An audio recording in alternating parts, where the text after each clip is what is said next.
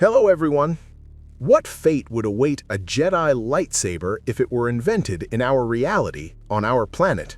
And what would its real-world use on the battlefield actually look like? We are used to imagining war through movies, as one endless firefight filled with colorful explosions.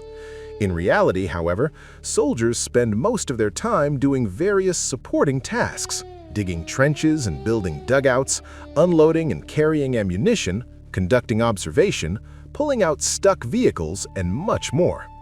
Every soldier carries a small entrenching tool, and it is used far more often than a rifle. The appearance of a lightsaber in everyday military life would give one of the armies a massive advantage, specifically in engineering and sabotage operations.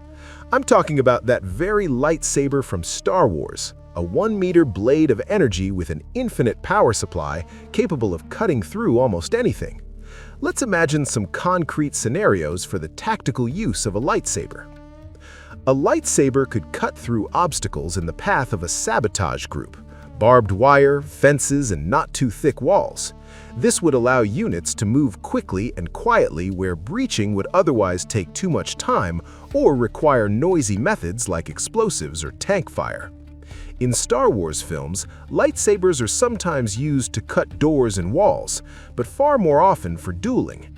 In real operational work, however, a lightsaber would be used far more often for breaching obstacles than for cutting down enemies. A sabotage team equipped with lightsabers could pass through places where no one would expect them. Very often, when infantry occupies territory, soldiers must dig dugouts or trenches, or deepen and expand captured fortifications to survive upcoming artillery strikes.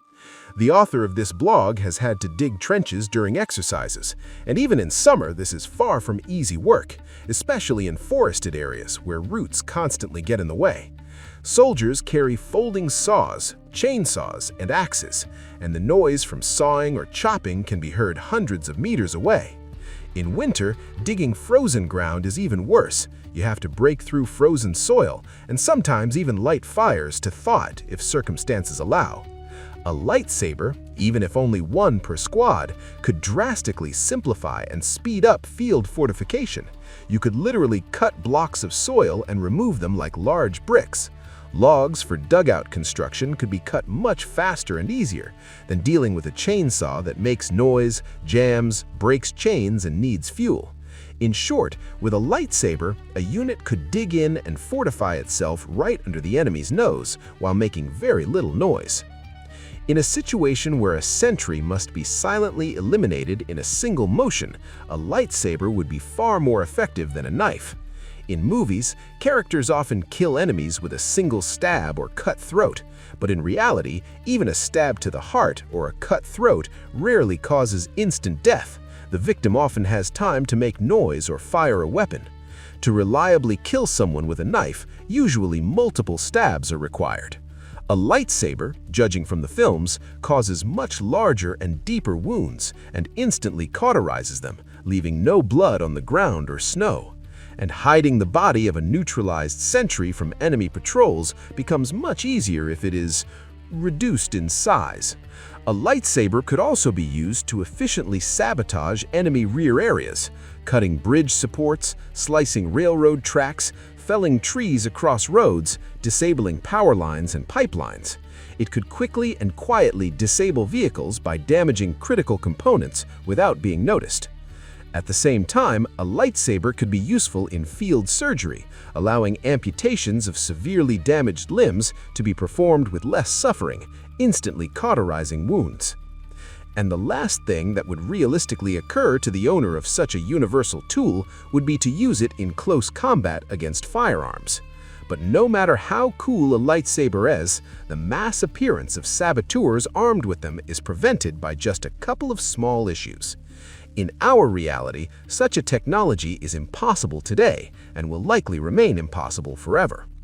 First of all, due to the absence of a compact, inexhaustible power source. Second, due to the impossibility of containing a beam of light or a plasma stream in that shape, whatever it's supposed to be made of in the lore.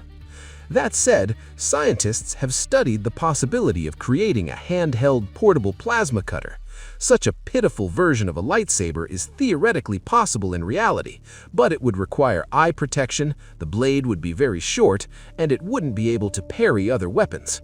On the plus side, it could cut armor just much slower than in the movies. So, it all comes down to the power source. And if such a compact and powerful energy source were ever invented, it would more likely be used for electric vehicles, laser weapons, or aircraft, not for fancy cutting tools. If the Star Wars universe actually operated under real-world physical laws, lightsabers would inevitably be adopted by mass armies. At this point, Star Wars fans, if they've made it this far, will rush to dislike the video and write comments saying the author is clueless and doesn't understand the lore, and explaining why lightsabers cannot be mass-produced according to canon. In the Star Wars universe, only Force-sensitive individuals can create a lightsaber. Assembly and fine-tuning require channeling the Force. Regular Chinese factory workers wouldn't manage that. On top of that, rare kyber crystals are required. In short, a lightsaber is a classic magical artifact with miraculous properties, accessible only to the chosen few. But in the real world, there are no miraculous artifacts and no chosen ones. If something is invented and there is demand for it, a way to scale and mass-produce it will always be found. As far as I remember, capitalism exists just fine in the Star Wars universe. There are merchants, markets, rich and poor. In reality, revolutionary inventions usually start expensive. The inventor tries to patent it, competitors release alternatives, and eventually everything is manufactured in China and becomes affordable for the average consumer. So, if a lightsaber were invented in a far, far away galaxy, people would inevitably try to profit from it. Imperial officials would inevitably take interest and want it for the Imperial Army. Industry and mass production would inevitably follow. Such a device would be useful not only for the military, but also for ordinary farmers on remote planets, even as a replacement for chainsaws. Rare kyber crystals? Fine. Someone would invent a cheaper mass-market substitute. Force sensitivity required for assembly? The technology would be simplified or a workaround invented. After all, in The Mandalorian, Moff Gideon was already working on Force-sensitive clones. Where there is capitalism and hunger for power, far greater miracles are possible. Star Wars is, after all, a space opera. A good one, but still a space opera.